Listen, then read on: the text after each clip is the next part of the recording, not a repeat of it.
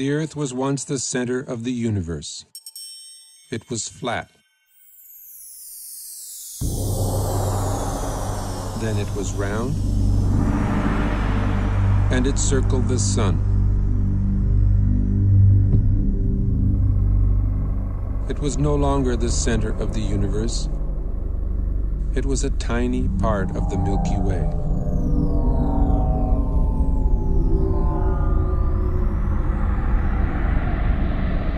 The Milky Way was the only galaxy, except it wasn't. It was only one of billions of galaxies floating in space without end.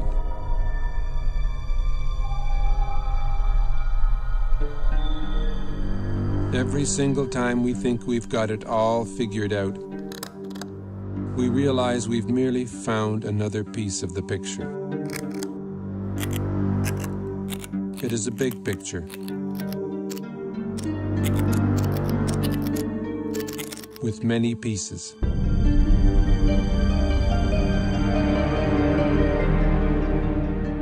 Sir Isaac Newton was the first to state the law of gravity. Eventually, everybody agreed that gravity alone formed galaxies and stars and planets, and that gravity alone holds the universe together.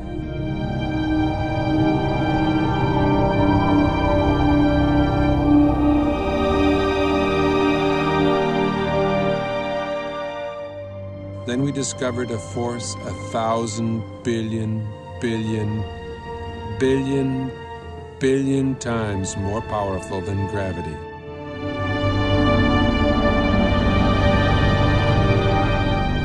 Until recently, we believed that the space between the stars and planets was empty, a vacuum. We now know it is teeming with charged particles.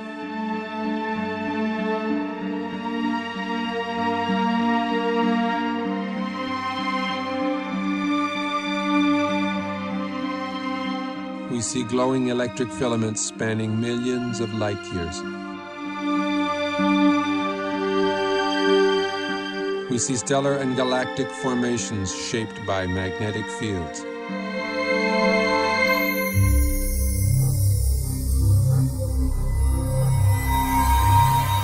Only electric currents create magnetic fields.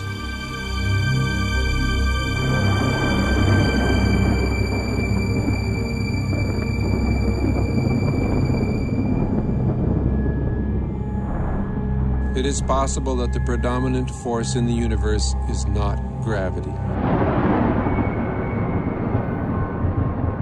but something else.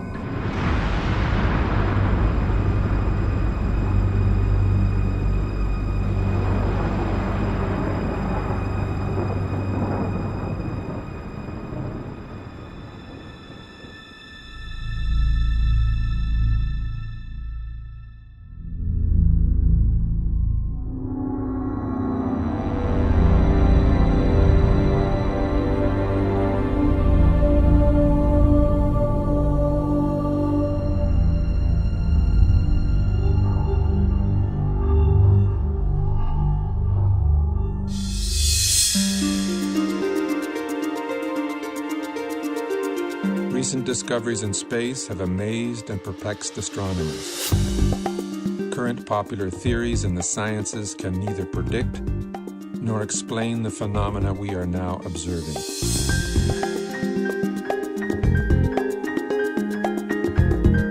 A new theory is being proposed. A theory which can both predict and explain the data coming back from deep space. Its implications are profound and affect all the scientific disciplines. It is in fact a synthesis of the disciplines. A synthesis which has already led to discoveries that link modern astronomy, leading-edge plasma physics, and ancient mythology.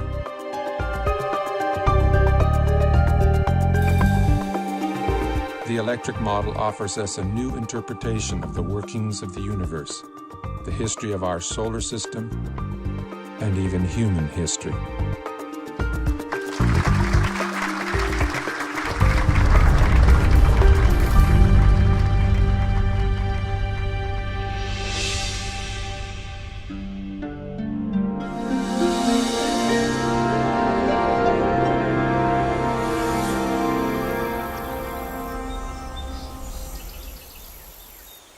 The rise of science was a triumph over mythology, over magic and superstition. That's why the word science today implies reliability. The word myth means fiction, not true.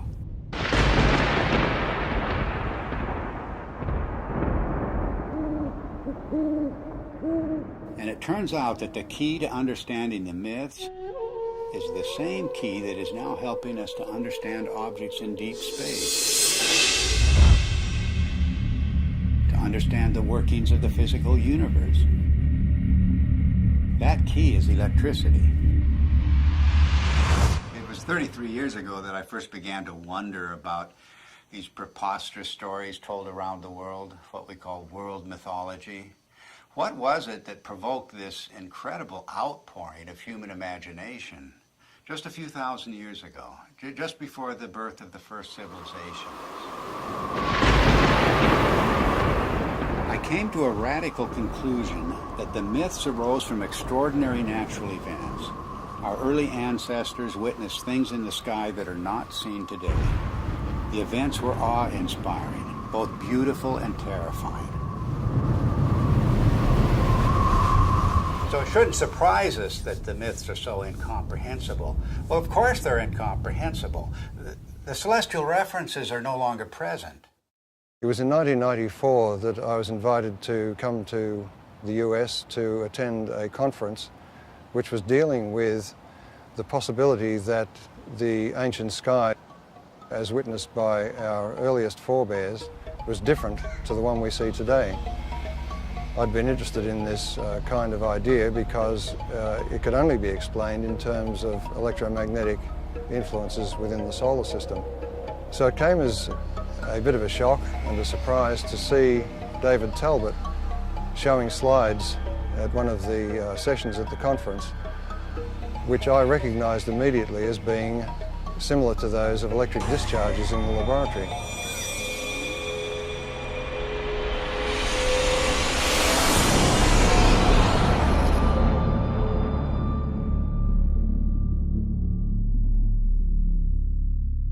It was wonderful for me personally to come to my first Cronia meeting and hear Dave Talbot, and I still want to see some of those slides that he showed again and again and again that explained the White Crown of Egypt and the rest of these things that he showed us, all from mythology, all from thousands of years ago.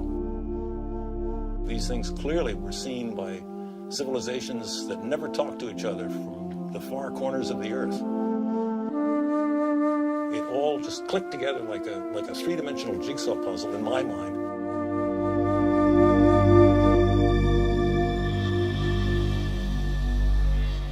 A breakthrough for me came when I realized that many different cultures spread around the world use different words, different symbols, different myths to describe precisely the same formations in the sky. The Ouroboros, or celestial serpent biting its tail, for example, occurs on every habitable continent, but it has no ties to the world we now observe. Like all of the archetypes, it is part of an alien sky. A cosmic column rising to the center of the sky, holding aloft the wheel of heaven. And much more than a wheel, because this was the revolving cosmic temple, the city of the gods, the kingdom of heaven, always resting on the cosmic column. Then there's the image of the four rivers or pathways radiating from the center of the sky out to the boundary, the rim of the wheel. The simplest forms lead you invariably to the full story of world mythology. The hero's journey unfolds as the story of the wheel's axle. The mother goddess finds her identity in the star at the summit, the hub and spokes of the wheel.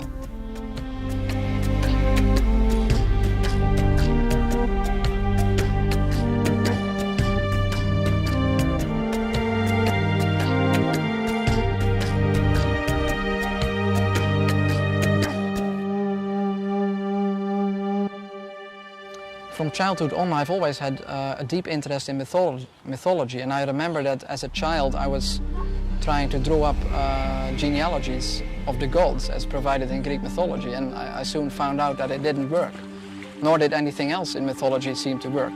There was no singular fitting explanation that would make sense of these stories. So I basically laid this whole subject to rest, and I didn't look at it for many years. Until I came across the work by Dave Talbot and Everett Cochran mainly, whose articles were real eye-openers for me. And as soon as I began to read these articles, it became clear to me that we were really looking here at a very important key to the unlocking of myth. And the recent findings provided by plasma physics are capable of providing that key. Based on the results we have seen so far in Dr. Perret's investigations with petroglyphs, which he matched successfully to laboratory experiments involving plasma, it has now become crystal clear and I think undeniable that the morphology of plasma as it manifests itself both in the laboratory and in space can account successfully for the major themes in mythology. To find the true meaning of the myths, we follow a forensic approach. The purpose is to expose the points of agreement between the different cultures, because here at the level of the archetypes, everything is unified. There are no isolated themes of myth at the level of the substructure. This is like a holograph. Follow one archetype and its links to other archetypes, and you will find one story told around the world.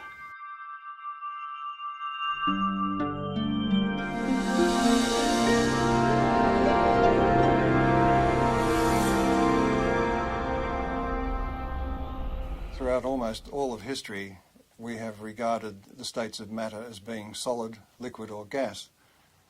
But in the last century or so, we have found that there is a form of matter where the charged particles within atoms are separated to some degree or another, and that is known as a plasma. It is the fundamental state of matter. It was not until the second half of the 20th century that we came to realize the role of plasma in the universe. And this has changed the picture of space completely. Not long ago, we thought of the physical universe as being constituted fundamentally of nothing more than atoms and empty space. But a plasma includes at least a percentage of charged particles, protons and electrons, that are not bound to any atomic structure.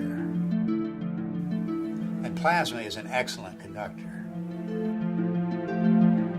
Electrons will move efficiently in the direction of charge equalization, and that's an electric current, of course. Now, the reason why we see magnetic fields everywhere we look in space is because electric currents produce magnetic fields, and only electric currents produce magnetic fields. But astronomers working only with gravitational equations did not anticipate the discovery of pervasive magnetic fields in deep space.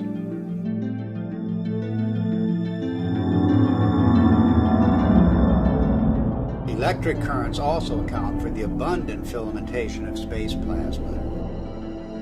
First, the electric currents produce the magnetic fields. Then these fields confine the electron flow to narrow paths. Such current paths, or filaments, are called Birkeland currents, named after the pioneer Christian Birkeland. They are typically braided just like the twisted wires of transmission lines on Earth. Well, that's their role in space, to conduct electricity across vast distances, creating the astonishing structures we observe in every direction. None of these structures were anticipated by gravitational theory, and none are indicated by the behavior of neutral gases in a vacuum. In any theory of the universe, plasma is extremely important because it has been found since the space age that it makes up 99.99% of the visible universe. So our inexperience with it on the Earth's surface is rather crippling when it comes to trying to decide on a cosmology to explain the visible universe.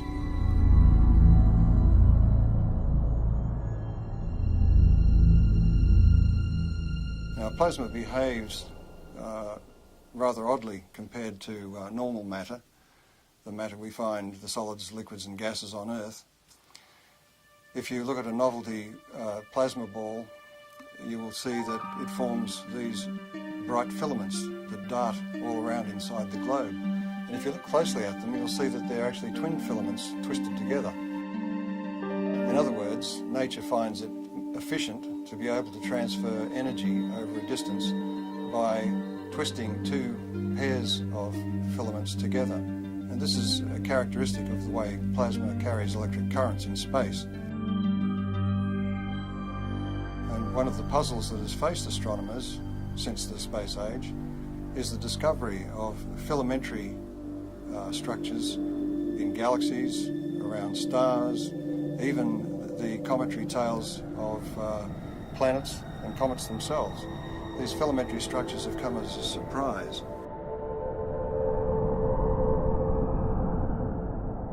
We now have plasma physicists who are doing important experiments in laboratories around the world, and one of the virtues of plasma experiments is that they can be scaled over an enormous number of magnitudes. In other words, a discharge phenomenon that may be seen in the laboratory that occupies only a few centimetres can be scaled up to the size of a galaxy, and you will see the same structures.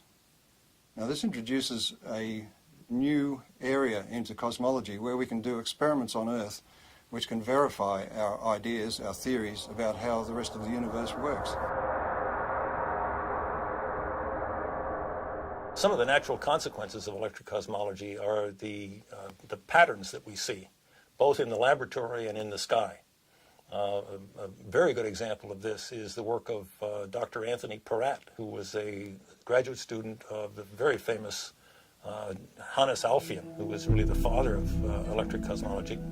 Peratt simulated on a supercomputer using just a cloud of electrical charges and a magnetic field, just using the laws of electrical science, not using anything to do with gravity.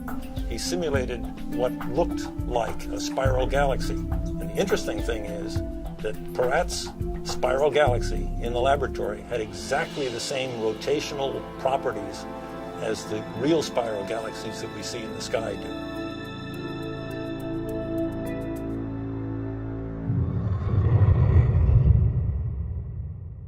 Plasma was named by Irving Langmuir because of its lifelike qualities. In other words, the similarity to blood plasma gave rise to the term plasma now used in the sciences. Well, this has incredible meaning for us because of the nature of the metamorphosing. The god who is now an eagle, now a serpent or dragon, now a leonine figure with long flowing hair. These figures take on a whole new meaning when we can interpret them with the benefit of plasma science.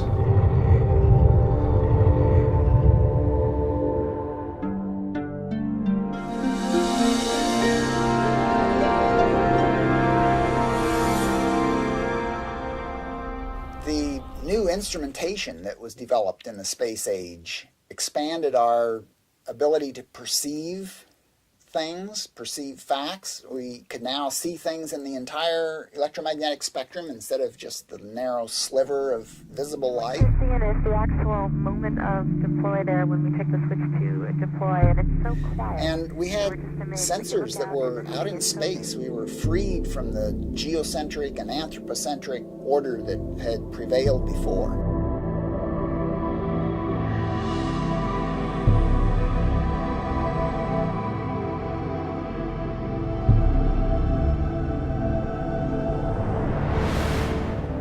We've got a whole new universe, and the theoreticians are still trying to look at it through, a friend of mine says they're peering through the wrong end of the telescope and telling us what they imagine they see.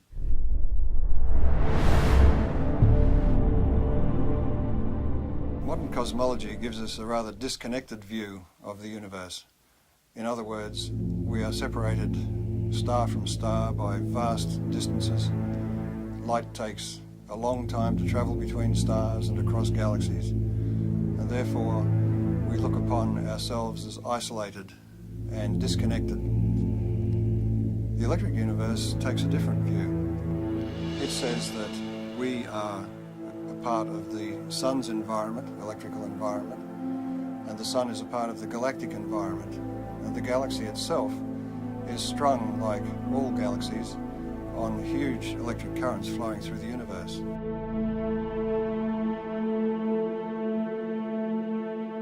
One of the typical questions that plasma cosmologists hear all the time is, how do you know what's out there in space? How do you know there's electricity out there in space?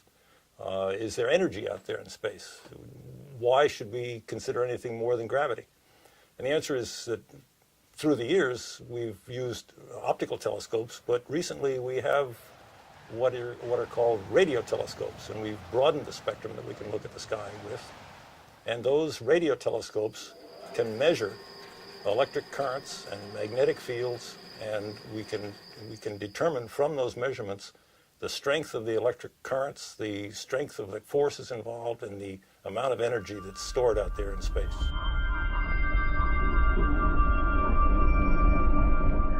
The two major pillars of modern cosmology are based on the theories of relativity and quantum theory, and yet, as Einstein himself noted, the two are incompatible.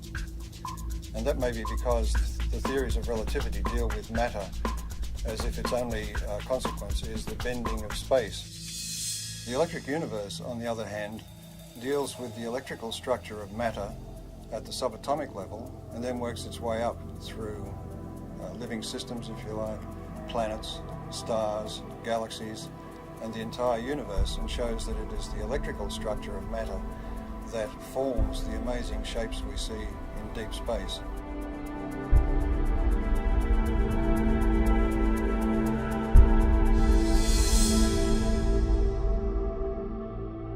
We can demonstrate the existence of these currents flowing between galaxies and between stars by the presence of the magnetic fields they generate.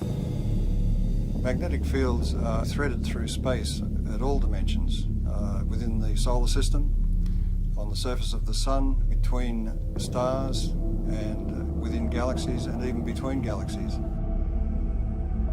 Now, a magnetic field can only be generated by electric currents.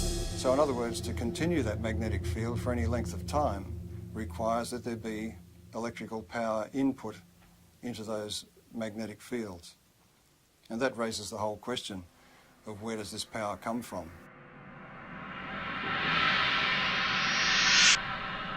Modern cosmology is highly mathematical. In fact, we were joking before about the idea that the only people who understand cosmology are professional cosmologists. The basis of cosmology, really, if you hunt for it, lies in Einsteinian relativistic mechanics. And when Einstein promulgated his ideas, he totally and completely ignored anything electrical. And so the modern cosmology, with all of its ideas of omega and expanding universe and inflation theory and the Big Bang and all the rest of it, are predicated on a foundation which ignores almost half of man's knowledge about the way the universe works, which is electricity. It may sound like I'm dismissing Einstein and his theories of relativity out of hand, but we have to give Einstein credit for his integrity in pointing out that his theory did not meet his requirements, and that is that his theory had to be tied back to some form of reality. And there is no explanation as to why matter should curve space to give the effect of gravity. He felt that quantum theory, being a probabilistic theory, divorced cause and effect. And this is one of the things you cannot do in physics, is divorce cause and effect. Otherwise, you might as well give up and get a real job. But this is a puzzle that dogged Einstein through his later years, to the point that his followers tended to go off and use his geometrical explanations to conjure up things like black holes and neutron stars and so on, and the expansion of the universe and the Big Bang, without referring back to Einstein, who, with great integrity, said he wasn't satisfied with his explanation.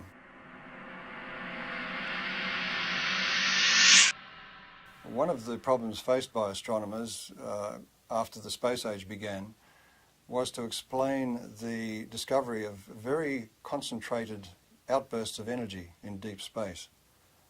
And that meant for them, since gravity is the only driving force available to them, that they required an infinite concentration of mass, because gravity is an infinitely weak force.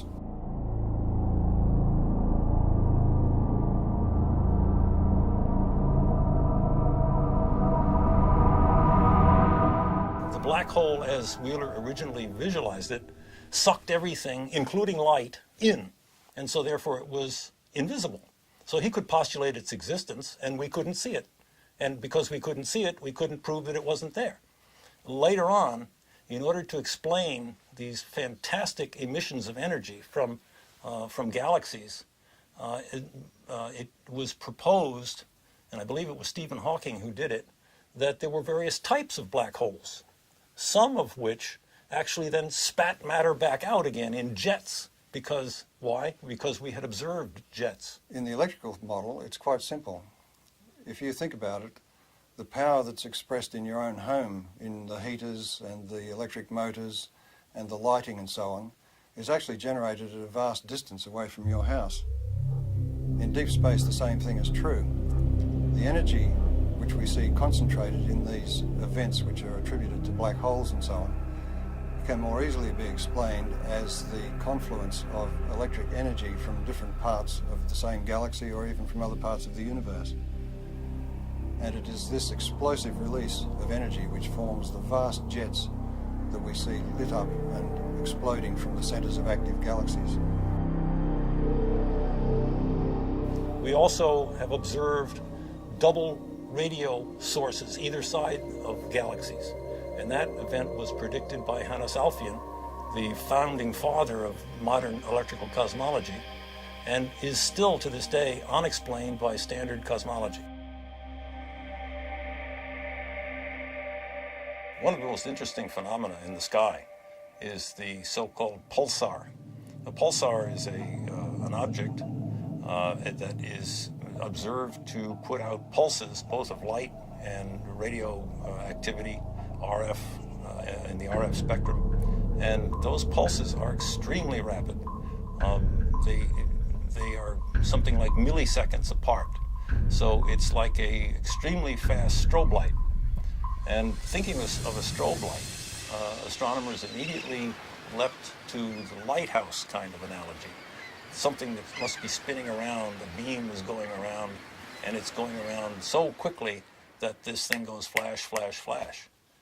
Well, once the repetition rate of the pulsars was observed to get up to in the millisecond range, that meant that this star that was putting out this beam of radiation would have had to be rotating at 300 times a second.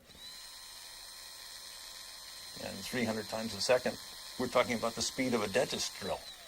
So the astronomers decided, well, normal stars couldn't possibly rotate at that speed. And so they postulated the existence of what they called a neutron star. A neutron star is a star that is so dense that it holds together so well that it can indeed rotate at the speed of a dentist's drill. Well, the problem is that in nuclear chemistry, we know that you can't pack neutrons together that densely. They will all fly apart instantaneously. There's a principle called the island of stability in nuclear chemistry that absolutely prevents that. So here again we have the standard astronomers or astrophysicists going directly against another well-developed science. In the electrical model, however, there's a very simple explanation for pulsars. Everybody is familiar with the idea that the pulses can travel back and forth on electrical transmission lines. Such uncontrolled pulses, for example, were responsible for the famous Northeast blackouts. A similar effect can occur between two binary stars connected by a plasma. The two binary stars act like capacitors that store charge. And if you reduce that in size to something you can produce in the laboratory, you can produce it in the laboratory, and it's called a relaxation oscillator. And electrical engineers use it and have used it for decades. The idea of producing pulses every few milliseconds is a sophomore level experiment in an electrical engineering laboratory. It doesn't require neutronium, strange matter, or any other fictitious device. All it requires is two capacitors, a battery, and a nonlinear resistor. And we maintain that that's exactly what a binary pair of stars connected by a plasma field presents.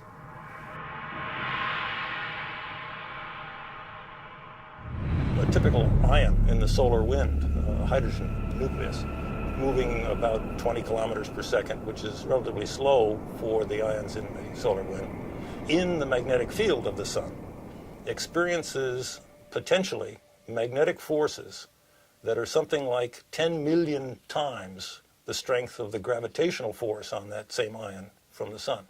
An interesting demonstration that illustrates very readily the relative strength of magnetic force and gravitational force is the simple idea of a ball bearing sitting on a wooden table. The entire mass of the Earth is pulling downward on that little ball bearing, and that's what prevents it from flying out into space. But a child can come along with a little horseshoe magnet and click, pick that ball bearing up instantly. The space age presents us with an interesting paradox. The technology of science is really quite extraordinary, and technology has taken us out into space, taken us to the moon, taken probes to distant planets, opened up whole new vistas in remote space with new telescopes and new ways of measuring what's happening in space. But the picture of theoretical science is much different. And many decades ago, assumptions began to crystallize in the theoretical sciences, beginning at the top, the queen of the sciences, as we say, which is cosmology. These theoretical assumptions have constrained all of the other theoretical sciences. Cosmology deals with the big picture questions, the first questions. How did the universe begin? What is it made of? How will it end? And so many popular theoretical constructs, from the Big Bang to string theory to dark matter and black holes, the formation of stars, formation of galaxies, all have arisen from assumptions first postulated by cosmologists. At the same time, these assumptions have defined boundaries for other theoretical sciences, working down from astronomy and astrophysics to the space sciences, solar theory, even Earth history, even human history, have all been confined by these boundaries established by the queen of the sciences, cosmology.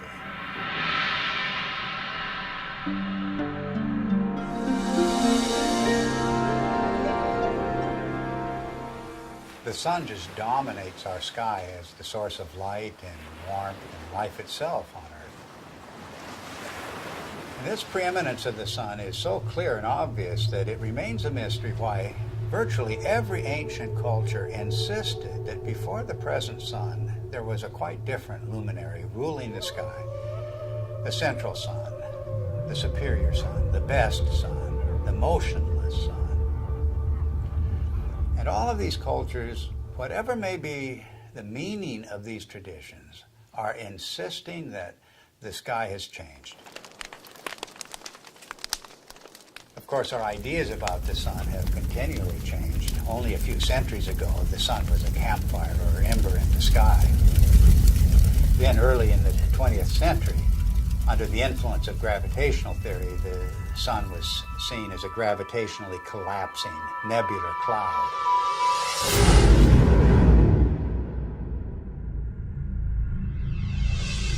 In the atomic age, astronomers began to visualize the sun in terms of a nuclear furnace hidden at its core. But now we're in the age of plasma science, with discoveries of the electric currents in space. And it's inconceivable that these discoveries would not change the picture of the sun again. Plasma cosmologists have been able to demonstrate experimentally and also in the supercomputer that galaxies are an electrical phenomenon, which raises the question about stars, and in particular our own sun, which is the closest star to the Earth, of course. Any theory of the sun has to explain how it could continue to burn for billions of years and also explain its present size. based on its known mass. And of course, as soon as nuclear energy was discovered, it was grasped immediately as the energy source of the sun. But all of that assumes that the sun is disconnected and an isolated body, and that it must consume itself over its lifetime to provide the heat and light that we receive from it. But if the sun is connected to the rest of the galaxy in an electrical sense, it doesn't require to burn itself at all. And the energy that we receive is actually being received from the galaxy, and the sun is acting as a focus for that energy.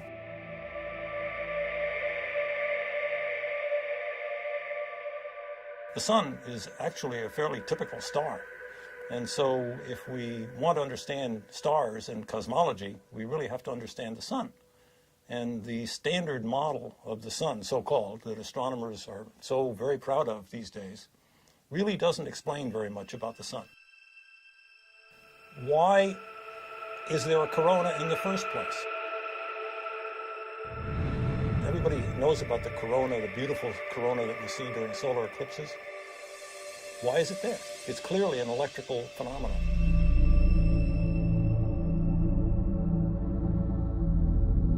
One of the greatest puzzles about the sun has been, with a surface temperature of 6,000 degrees, high above that surface we have temperatures of millions of degrees. And the question has been, how do we get the energy from the center of the sun somehow past that surface to heat the upper atmosphere of the sun to millions of degrees? In the electric model, you don't have that problem, because if the energy is arriving from outside the sun,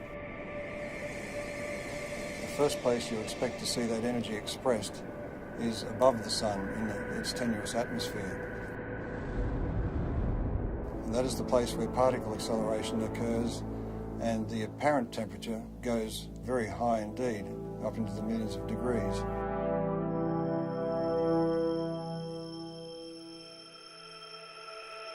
The fact that the particles in the solar wind accelerate, that is to say, increase their velocity with increasing distance away from the sun, the farther away they get, the faster they go. And the fact that those particles are indeed charged particles leads me, as an electrical engineer, to come to the immediate conclusion that this is an electrical process. In the solar model, think of the sun as being a positive anode, very high voltage body that obviously would emanate an electric field. And if you put a charged particle in an electric field, it will accelerate. That's the way we accelerate particles here on Earth. It's the way every physicist and electrodynamicist has ever increased the velocity of a charged particle, is put it in an electric field. One of the features we observe on the sun, which have no business being there, according to the standard model, are sunspots. The most significant thing about a sunspot is the fact that the center of the sunspot is dark. And if the sun is trying to radiate energy from its core into space, we should expect that it is bright. And if you think about that umbra, that darkest place in the center of sunspots, that's the place where we can see deepest into the sun. And just consider the fact that at that point where we can really see down into the sun, that's the absolute coldest place that we are able to measure. If the center of the sun is really a nuclear fusion furnace, it should be the hottest because we're closest to the source, and it's not the case. If you ask any astronomer, why are there sunspots? Why are the umbra dark? They will blame it on some sort of warped, twisted magnetic fields. They will say that it has to do with the solar dynamo, all of which lurk unseen like a big genie somewhere below the surface. These phenomena are only to be expected if the sun is electrical in nature. Astrophysicists make the claim that the solar fusion model has indeed been tested in the laboratory, and nothing really is further from the truth. Although each of the steps involved in the hydrogen to helium fusion reaction have indeed been verified experimentally, the overall experiment, the overall reaction, has never been produced in a continuous laboratory experiment. Continuous hydrogen to helium fusion has not been attained in the lab. The strength, in fact, of the electric cosmology is that indeed all of the mechanisms that the electrical people talk about have indeed been verified over decades, in fact, at least a century, in the laboratory. The plasma scaling is well known, and plasma and electrical experiments have verified every step of the way.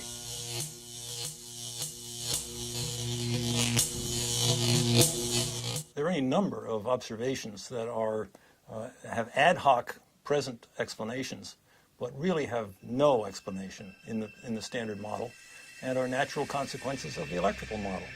For example, heavy elements, the solar spectrum, the neutrino deficiency, the neutrino variability, solar atmosphere, differential rotation by latitude, differential rotation by depth, equatorial plasma torus, sunspots, sunspot migration, the sunspot penumbra, and the sunspot cycle itself. Magnetic field strength, the even magnetic field, helioseismology, the solar density, and the changing size. All of the observations that in that list are natural consequences of the electrical sun model. Standard astronomers tend to pass them off as being inconsequential difficulties that will eventually someday be solved. I maintain, and so do our colleagues here, that these are not inconsequential, but are rather death blows to the solar fusion model, because they are important. They're not secondary. They're primary falsifying observations for that failed nuclear fusion model. What I find so fascinating about the electric model of the sun is not just that it's a challenge to long-standing theory, but that it opens the door to the ancient world, to an electric sky. The electromagnetic phenomena that we now observe on the surface of the sun and in the vicinity of the sun are direct pointers backwards to the plasma formations that were seen above the ancient sky worshippers.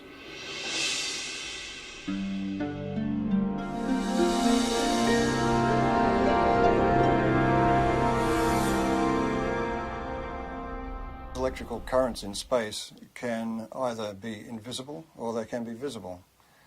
If they're very diffuse, in other words, there's very little energy per cubic meter, they will be invisible. But where that energy becomes concentrated, it will begin to glow. And we see this kind of thing in the ion tails of comets, for instance.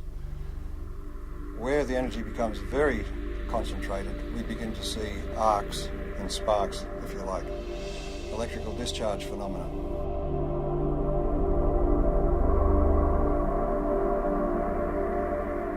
The standard theory of comets comes from the view that the solar system was formed from a rotating cloud of gas and dust, and that the planets, in some fashion as yet unexplained completely, formed from most of that gas and dust, but there were leftovers. And the leftovers are beyond sight, outside the solar system, in a hypothetical Oort cloud, as it's called. We have no observational evidence for such a cloud. The electric universe model of comets is that they are actually parts of well-differentiated planetary bodies that have in the past suffered from electrical plasma discharge machining, and that some of the surface material has been lofted into space, so it is expected to be rocky.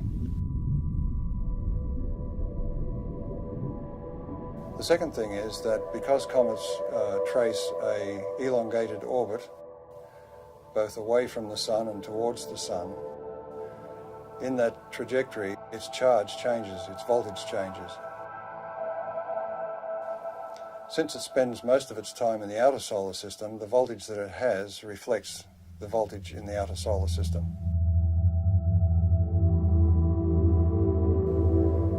But as it hurtles towards the sun, as it enters towards the Earth's orbit, the voltage is changing rapidly, and the comet has to respond to that by beginning to discharge.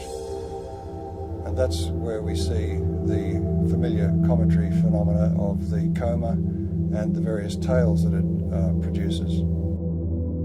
This creates a very distinct difference between the two models, the standard model of a comet, which is supposed to be dust and ice left over from the formation of the solar system, and the electrical model, which says that a comet is an electrical body which begins to discharge as it enters the inner solar system.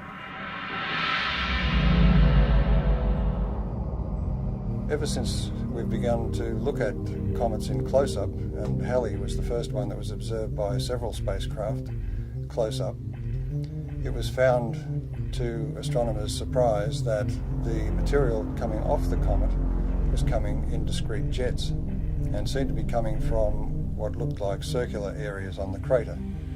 But the imagery wasn't sufficiently sharp to be able to tell exactly what was going on. This required the standard model to come up with an idea that maybe the surface of the comet is coated in black tarry substance or something which was preventing the material from just evaporating from the surface and forming jets as it burst through the surface.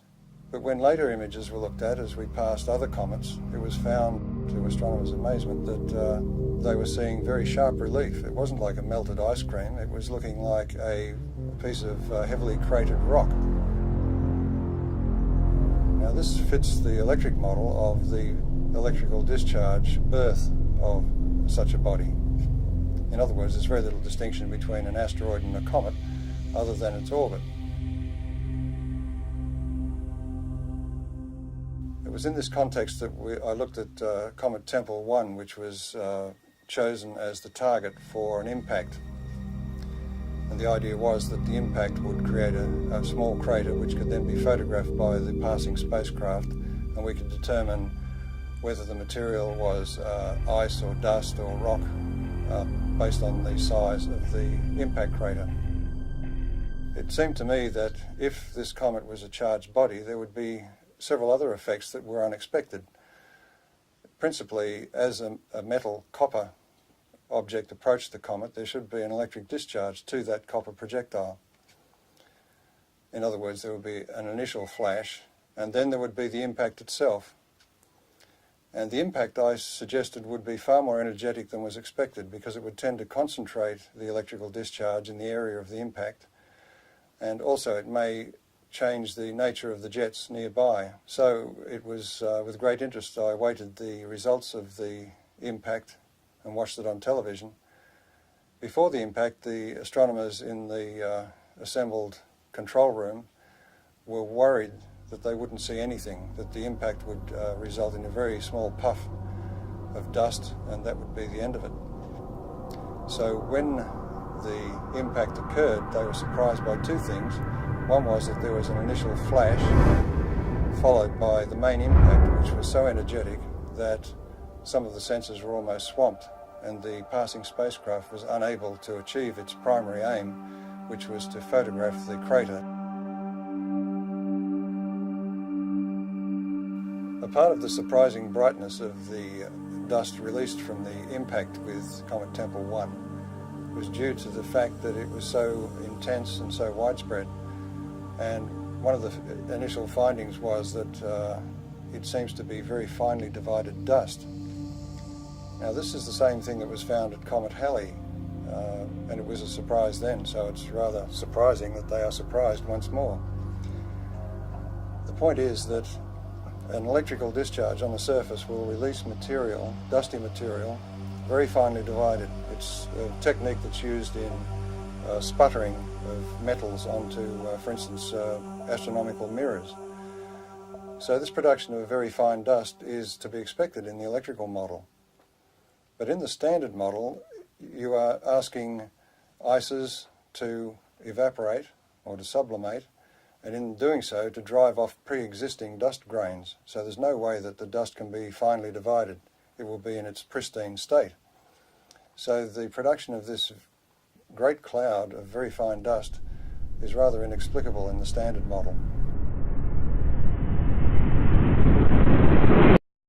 The electrical model of comets was driven for several people by Velikovsky's challenge that the solar system had electromagnetic forces to be taken into account.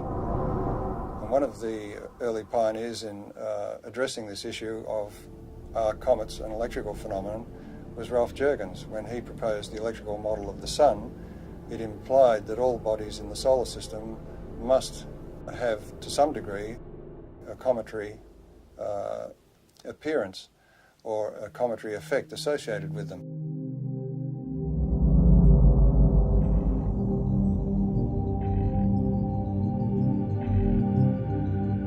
Ralph Jurgens, in his model of the sun, showed that bodies moving radially towards or away from the sun would experience electrical forces which could induce a cometary display, that is, a visible display.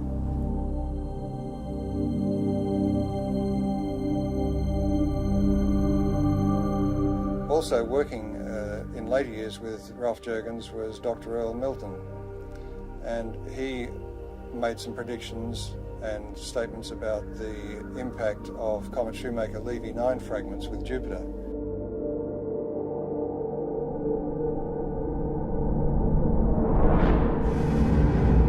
And his view of the electrical nature of those impacts was also vindicated.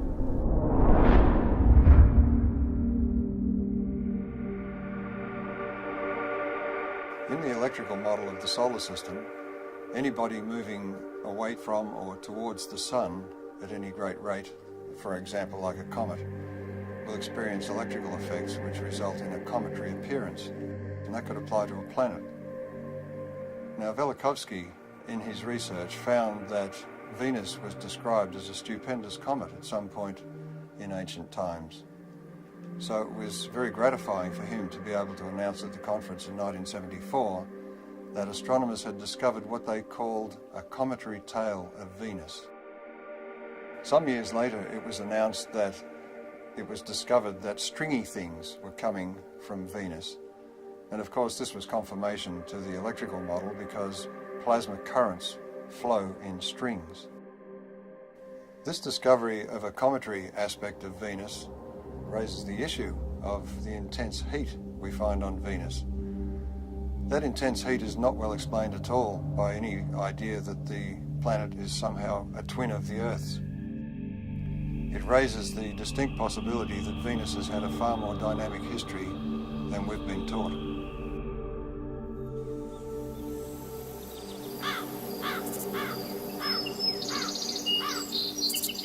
Our ancient ancestors were obsessed with the comet. Let the slightest wisp of a comet appear in the sky and all of humanity was thrown into terror. But why was this?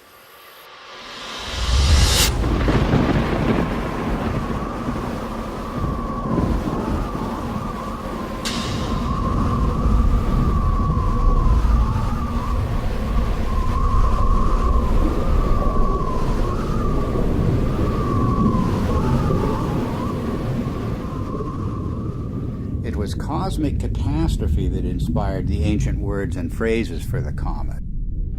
The comet was the torch of the sky, the sword hanging over the world, the spiraling serpent or dragon, the spiraling sidelock or ribbon.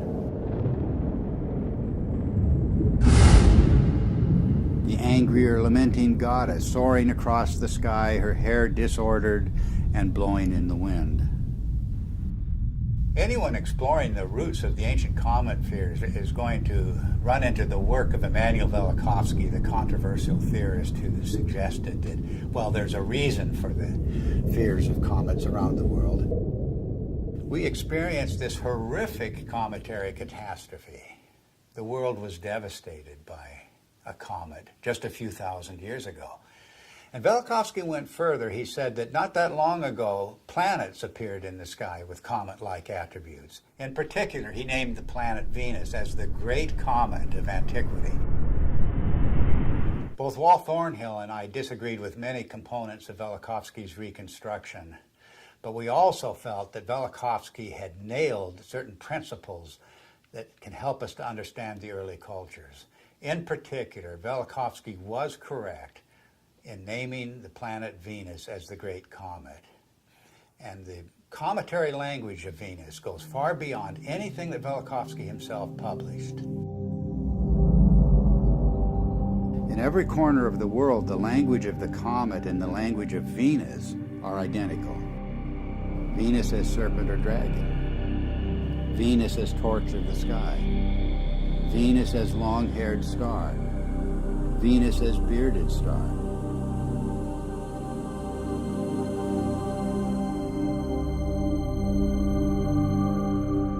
The Sumerian goddess Inanna was identified as Venus. She was the Lady of Life. But in her terrible aspect, she became a dragon-like flame in the sky.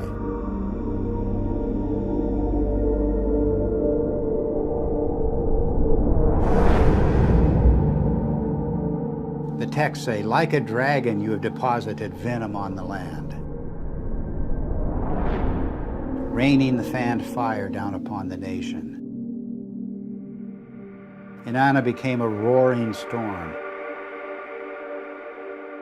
She devastated the land. Mankind comes before you in fear and trembling at your tempestuous radiance, the texts say. Inanna's Babylonian counterpart Ishtar was also identified as Venus.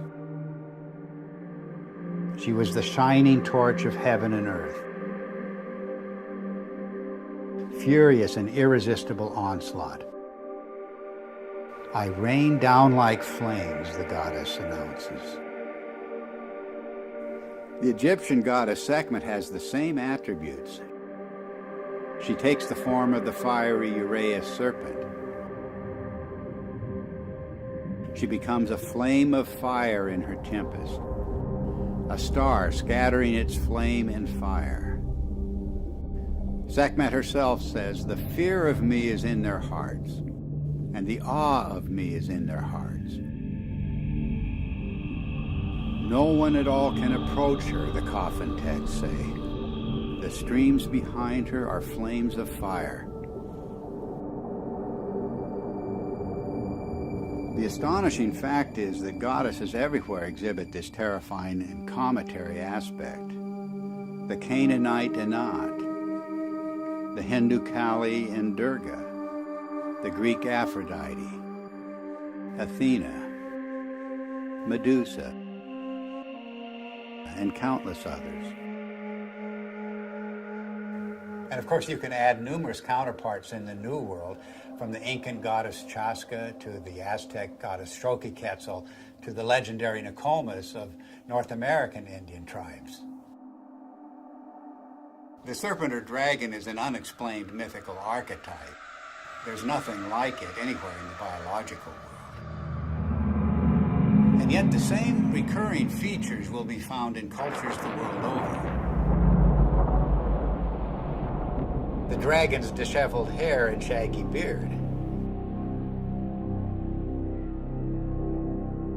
Its knotted aspect, and its worldwide appearance as entwined twins.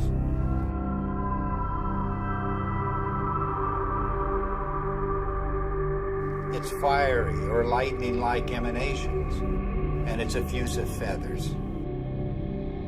In all of the ancient serpent or dragon images, it's the luminous, filamentary, braided, spiraling, metamorphosing, and destructive aspects that stand out.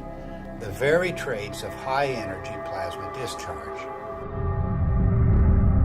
The attributes of these mythic monsters remain unexplained only until we see the hairy and feathery attributes of the electric arc in the laboratory. We see precisely the same thing in enhanced images of the comet's tail. And we see the same thing in the comet-like discharges of distant nebulas. Gases in a vacuum don't behave this way, but electrified plasma does.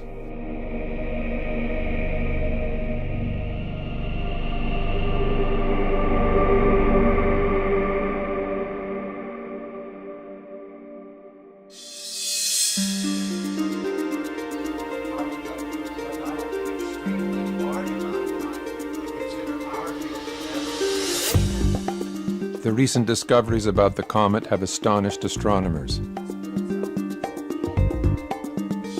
Extreme ultraviolet light, X-rays, supersonic jets, sharply etched surface relief, and cometary nuclei fragmenting explosively. No one expected such high-energy events.